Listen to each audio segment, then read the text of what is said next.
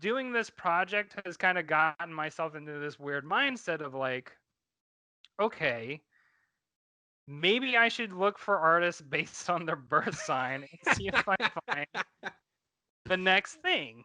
I can't knock that, because I mean, a part of being an artist is kind of using scientific method, whether you're using math or you're using like the scientific what is it called? Scientific what is it called? Where you have a hypothesis, a control, That's a scientific method, isn't it? yeah, yeah, scientific method. Thank you. That's actually a big part of being an artist, is kind of experimenting with stuff and whether or not, like, because I'll look at things. It's equally as weird as you doing the astrological signs things. Yeah. I will pull out scripts to movies that are inspirational to me for whatever it is that I'm working on, and I will start looking at page numbers, and I will say, "Oh, on this page, this kind of thing happens to this guy, and on this script, that page, this happens to this guy. So on this page of mine, this should happen here." Like, and then I start like connecting dots, and I'm like, wow, I wonder why that works like that. And then I start realizing that like Jaws and um I don't know, some other movie that's completely unrelated to Jaws, Scream. We'll say Scream. I start seeing parallels between a serial killer movie and a killer shark movie, and I'm like, wow, that's kind of crazy.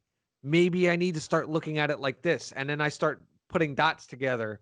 And that's, again, how I problem solve sometimes, is looking at weird little experimentation things where it's like, I didn't notice that these things coincide with one another, but they do. Yeah. Or at least in my brain, they do. So, like, then I start looking for different sources that could do this and could do that to kind of validate my theory. So I understand 100% what you're Yeah. saying. That's half the reason why I've been getting into all the like woo stuff lately, is just to like break my head out of normal routine processes. Yeah. And like, I get it, a lot of people feel weird or awkward about that because they're like, well, what if you get too into it and it gets culty? And it's like, well, Yeah. you find an out. You make sure Yeah. you have a parachute. One of the But biggest things about being an artist, I think, is self-awareness and being yeah, able to unbiasedly tell yourself, you've gone off the deep end, you've gone too far, stop. Just yeah, take a step back, admit you were wrong, and turn the pencil over, start erasing. Like it's just, exactly. that's But it's part. like it's really, I mean, and so going back to sort of the main theme of this episode, like, and I would say this in terms of not for daily routine, but for starting projects from the grander perspective, like starting brand new. Yeah.